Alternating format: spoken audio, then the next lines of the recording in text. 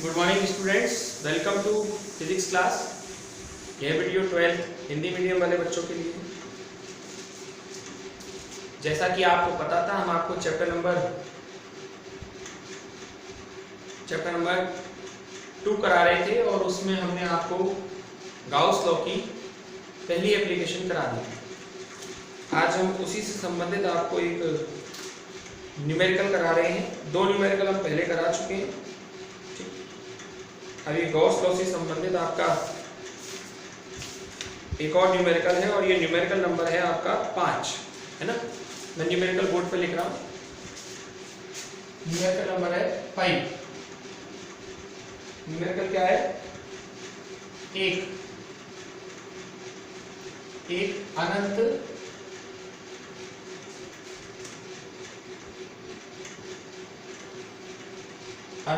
रेखीय आवेश, एक अनंत रेखीय आवेश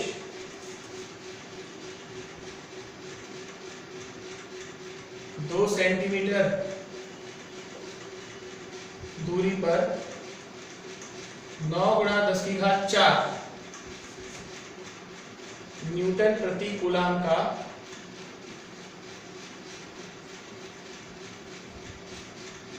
विद्युत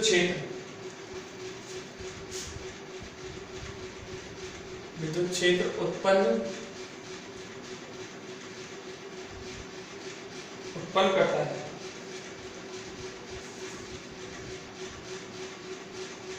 रेखीय आवेश घनत्व ज्ञात करो। रेखीय आवेश घनत्व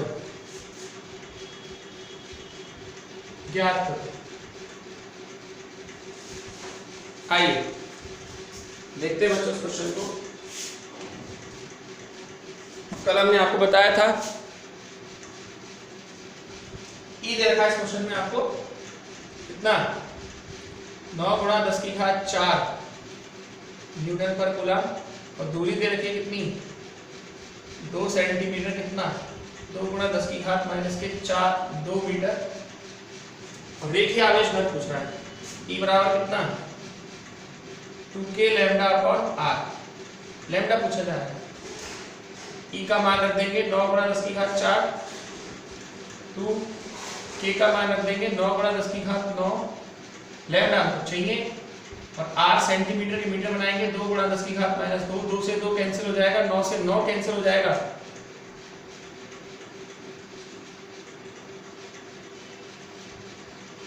यहाँ 10⁴ है, कैंसिल हो जाएगा, 10⁵ बचेगा, ऊपर जाएगा 7, तो लैम्डा बराबर आएगा 10⁻⁻7 कूलाम पर मीटर।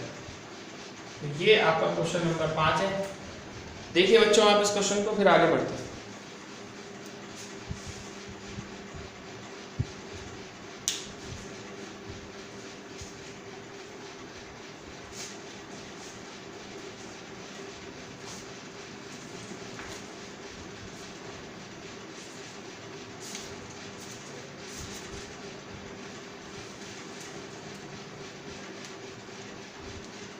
चलिए सर, अब हम आपको गॉस की दूसरी एप्लीकेशन कराते हैं। और गॉस की दूसरी एप्लीकेशन है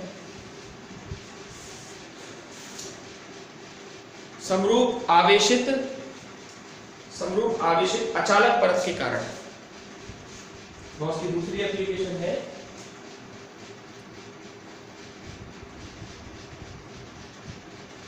समरूप आवेशित अचालक परत के कारण। समरूप आवेशित अचालक परत के कारण विद्युत क्षेत्र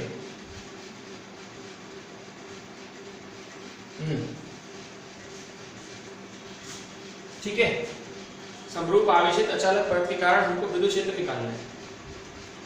मान लीजिए, आपको मैंने पहले ही कहा था कि विद्युत क्षेत्र एक सदिश राशि है, इसमें दिशा भी होती है और परिमाण भी होता है। तो मान लीजिए आपके पास एक माना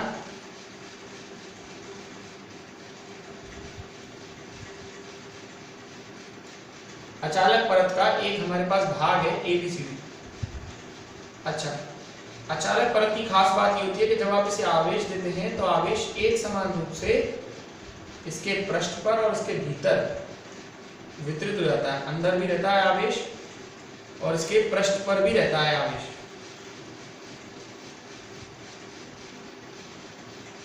अगर आप इसे आवेश देते हैं तो आवेश इसके अंदर भी रहता है और इसके पृष्ठ पर भी रहता है। और इस परत से स्मॉल r दूरी पर, कितनी दूरी पर? स्मॉल r दूरी पर बिंदु P पर हमको, इस परत से स्मॉल r दूरी पर बिंदु P पर हमको विद्युत क्षेत्र का मान ज्ञात करना है। तो मान तो बाद में ज्ञात करना, पहले दिशा ज्ञात करो। दिशा ज्ञात करने के लिए बिंदु P से लंब डाला जो O पर आकर मिलेगा और O से समान दूरी पर दो अल्पांश लेने A1 और A2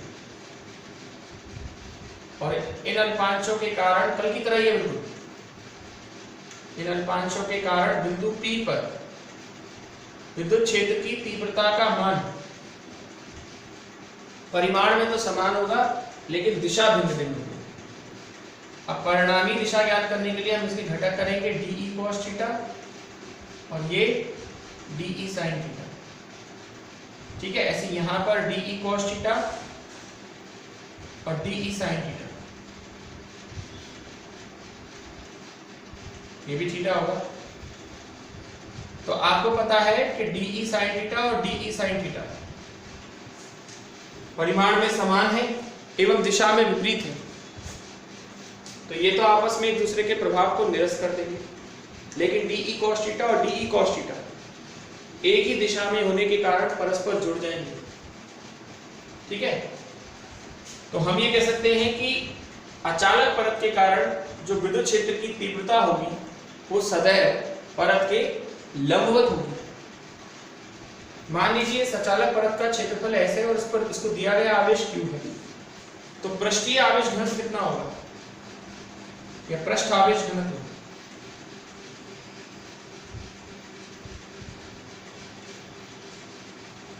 पृष्ठ आवेश घनत्व सिग्मा बराबर Q/S और Q बराबर क्या आएगा?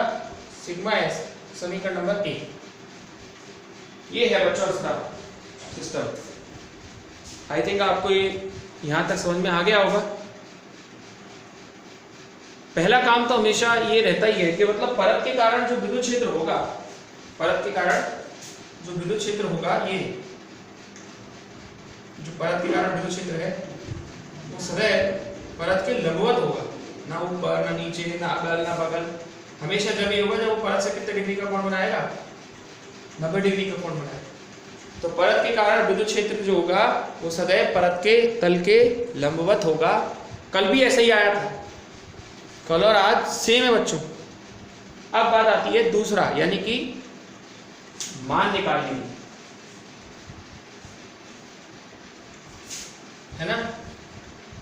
इसी डायग्राम में कर देते हैं बच्चों, क्योंकि बात तो वही है। चलो दोबारा करें।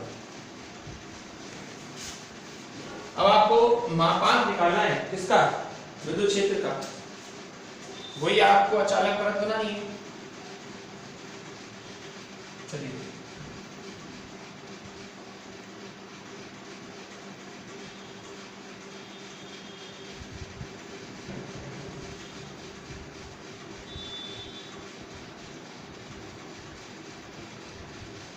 यही हमने अचालक परत बनाई।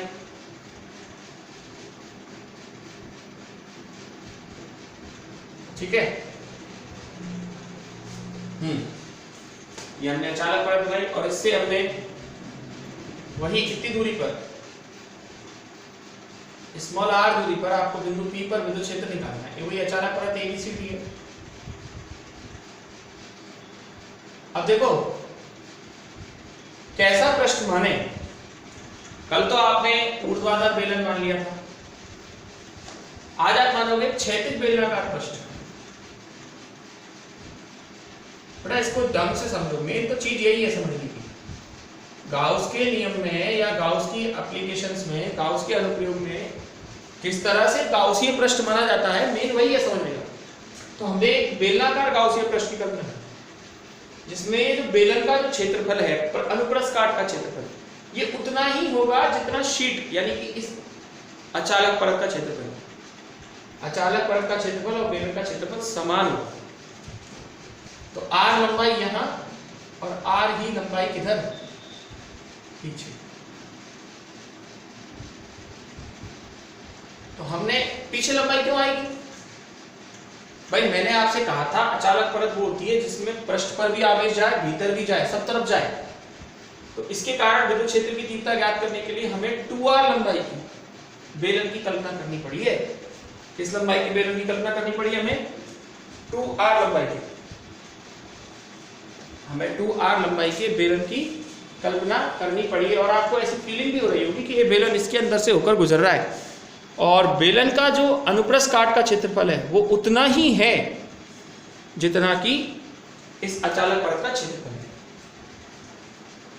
तो कैसे लिखेंगे, यहां पर ऐसे लिखेंगे, अचालक परत के कारण विद्युत क्षेत्र की तीव्रता ज्ञात करने के लिए 2r लंबाई के बेलनाकार गाउसीय पृष्ठ की कल्पना की, जिसमें बिंदु P बेलन के अनुप्रस्थ काट पर स्थित है।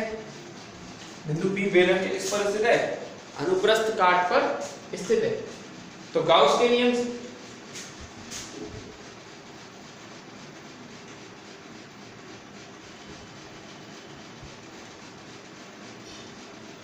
गाउस का नियम क्या कहता है, sign of integration with producted area E vector dot ds vector बराबर sigma q upon epsilon naught.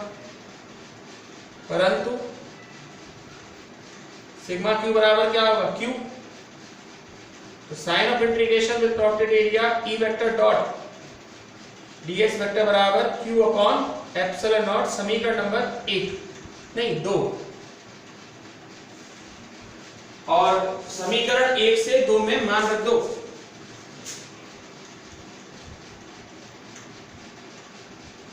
समीकरण 1 से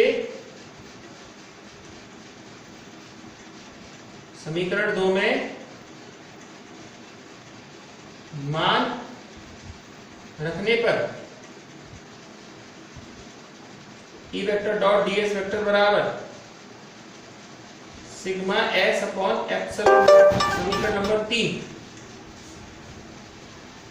ये जो बेलनाकार पृष्ठ है ये 3 पृष्ठों से मिलकर बना है। दाईं ओर का अनुप्रस्थ काट क्षेत्रफल S1, बाईं ओर का अनुप्रस्थ काट क्षेत्रफल S2 और बेलन का वक्र पृष्ठ क्षेत्रफल S3। ये कितने पृष्ठों से मिलकर बना है, 3 से। दाईं ओर का S1, बाईं ओर का S2 और बेलन का वक्र पृष्ठ S3। तो हम ये जो इंटीग्रेशन है, ये जो बंद समाकलन है, इसको हम 3 हिस्सों में तोड़ सकते हैं। E vector dot ds vector बराबर S1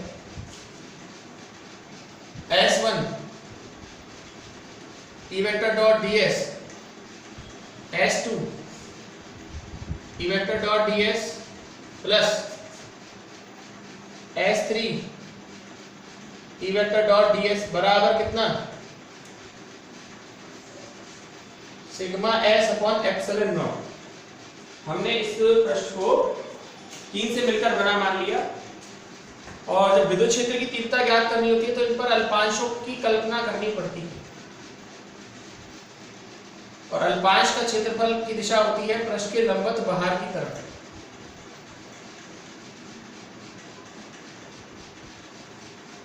तो हम इसे लिख सकते हैं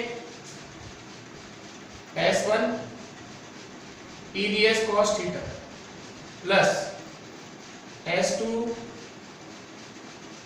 E ds cos theta plus S3 E ds cos theta बराबर कितना, सिग्मा s अपॉन एप्सिलॉन। हमने यहाँ 3 पृष्ठों से मिलकर बना माना। और विद्युत क्षेत्र की तीव्रता एक इधर होगी, एक इधर होगी और ये विद्युत क्षेत्र की तीव्रता तो सदैव तार के परत के लंबवत इधर या तो इधर होगी या इधर होगी, बस 2 ही होगी। तो आप ये देखिए कि इस पृष्ठ के लिए S1 के लिए थीटा बराबर 0 है, S2 के लिए थीटा बराबर 0 है, लेकिन S3 के लिए थीटा बराबर 90 डिग्री है। तो वैल्यू पुट करते हैं। S1 E ds cos 0, S2 E ds cos 0, S3 E ds cos 90 बराबर कितना, sigma s upon epsilon. cos 90 वाली टर्म 0 हो जाएगी, तो S1 EDS plus S2 EDS, ये तो 0 हो गया, बराबर कितना, sigma s upon epsilon. E बाहर, S1 DS, E बाहर, S2 DS, बराबर कितना, सिग्मा s अपॉन एप्सिलॉन।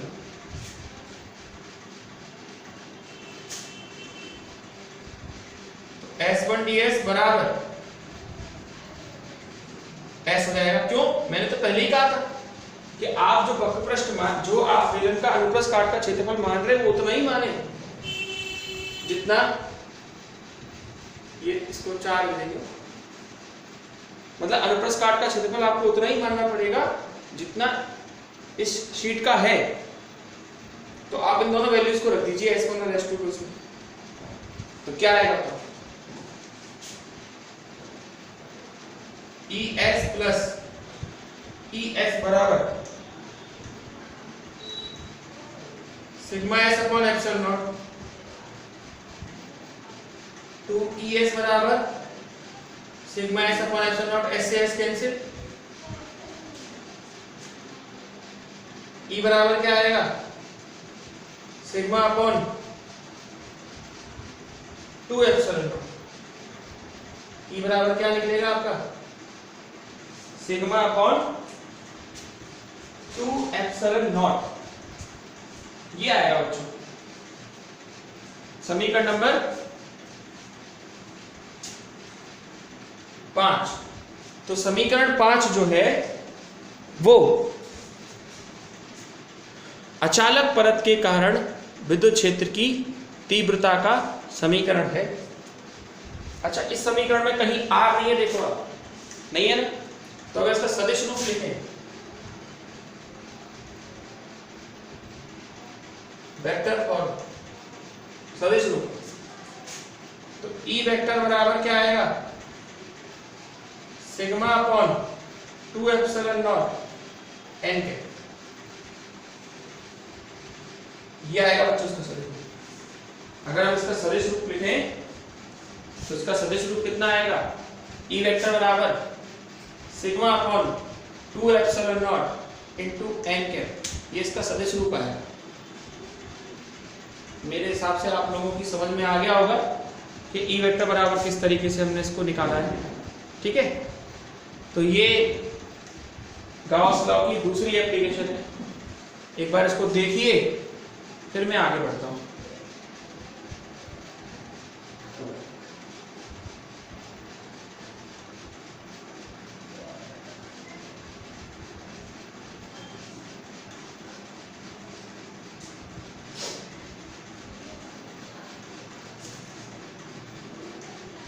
चलिए, अब यहां मैं आपको ग्राफ समझा रहा हूं।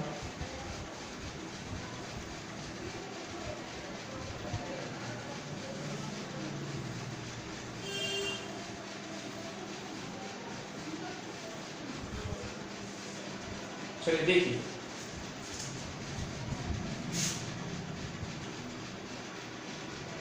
यहां हम आपको ग्राफ बता रहे हैं विद्युत क्षेत्र E और दूरी R के बीच में, तो स्ट्रेट लाइन है।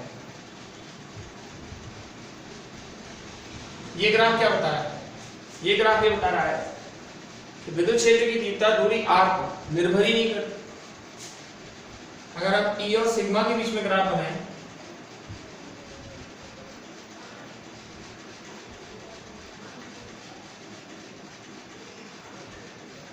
तो ये स्ट्रेट लाइन है, यानी कि विद्युत क्षेत्र की तीव्रता मीटर में इसकी इकाई होती है, इसकी न्यूटन पर कूलाम में होती है, इसकी न्यूटन पर कूलाम में होती है, इसकी कूलाम पर मीटर स्क्वायर में होती है। तो तो ये है, दूरी पर तो निर्भर नहीं करता पर पृष्ठ आवेश घनत्व पर निर्भर करता है। तो पृष्ठ आवेश घनत्व के कारण विद्युत क्षेत्र की तीव्रता समानुपाती होती है। तो ये मैंने आपको जो आज टॉपिक कराया है वो अचालक परत के कारण विद्युत क्षेत्र की तीव्रता का व्यंजक करा दिया है। यानी मैं आप लोगों को बच्चों गॉस लॉ की 2 एप्लीकेशन करा चुका हूं और अभी गॉस लॉ की 4 एप्लीकेशन और बाकी है। ठीक है, प्रत्येक वीडियो को कम से कम 2-2 बार देखिए, तब जाके आपको वो अच्छी तरीके से क्लियर होगा। Okay, that's all for today.